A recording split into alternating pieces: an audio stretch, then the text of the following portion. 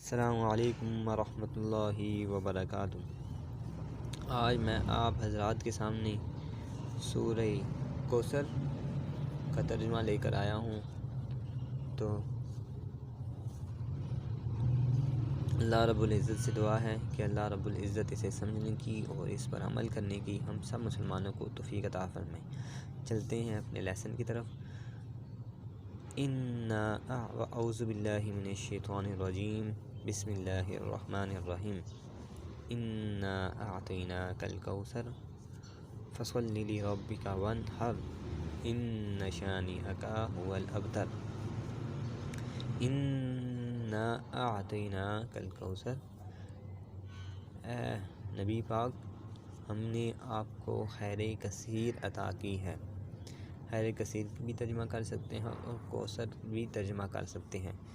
شاید کہ کچھ لوگوں کو معلوم نہ ہو کہ کوثر کہتے کسے ہیں۔ کوثر کے حوالے سے اس میں بہت ساری باتیں ہیں۔ مشہور بات یہ ہے کہ ایک حوض کوثر ہے، ایک پانی والا ایک تالاب سا ہے جس میں سے تمام جنتیوں کو حضور صلی اللہ علیہ وسلم روز جزا والے دن اپنے ہاتھ مبارک سے پانی پلائیں گے۔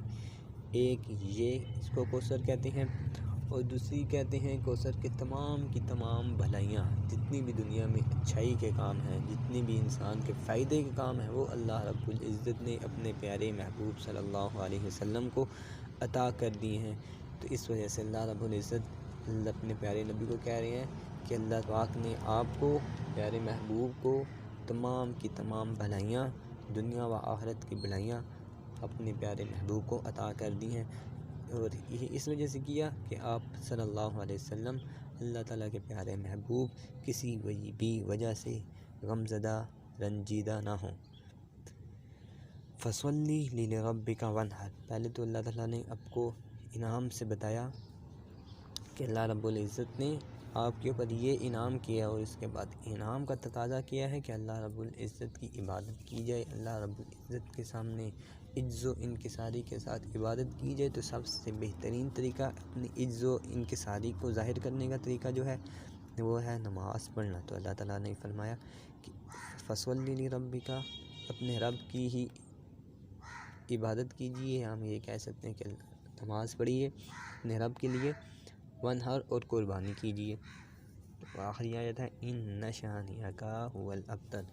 تو اللہ رب العزت فرماتے ہیں، تو پہلے تو پہلی آیت میں اللہ تعالیٰ نے فرمایا کہ آپ کو خیر کثیر عطا کی گئی، اور دوسری آیت میں اپنے کہا کہ آپ یہ کام کریں۔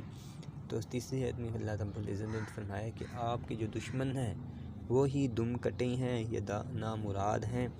تو اس میں چھوٹا سا واقعہ بھی ہے، وہ یہ کہ اللہ رب العزت کے پیارے محبوب کو حضرت ابراہیم یا حضرت عبداللہ علیہ جو حضرت صلی اللہ علیہ وسلم کے بیٹے تھے، وہ جب فوت ہوئے تو کچھ کفار نے آپ صلی اللہ علیہ وسلم کو تنگ کرنا شروع کیا کہ آپ کے بیٹے ہی فوت ہوتے جا رہے ہیں، جو آپ کی نسل کو آگے بڑھائیں۔ تو اس وجہ سے حضور صلی اللہ علیہ وسلم بڑے رنجیدہ ہوئے۔ تو اللہ تعالیٰ نے فرمایا کہ آپ کو پریشان ہونے کی ضرورت نہیں ہے، تمام کی تمام خیریں آپ کے لیے عطا کر دی گئی ہیں، اور جو آپ کے دشمن ہیں وہی ہمیشہ کے لیے نامراد ہوں گے، ان کا نام ہی ہمیشہ جہنمیوں میں لکھا جائے گا۔ تو اسی طرح ہوا شروع سے لے کے آج تک، اور آئندہ بھی قیامت تک وہی لوگ جو حضور صلی اللہ علیہ وسلم کے، جو دین اسلام کے اور جو پیارے محبوب کی عزت کے دشمن ہیں، وہی نامراد ہیں، وہی دم کٹے ہوئے ہیں، اور ان کا ہی نام جو ہے دنیا و آخرت میں ذلیل و خوار ہوگا۔ یہ تھا ہمارا ترجمہ۔ اللہ رب العزت سے دعا کہ اللہ تعالیٰ ہمیں اس پر عمل کرنے کی توفیق عطا فرمائے۔ السلام علیکم ورحمۃ اللہ۔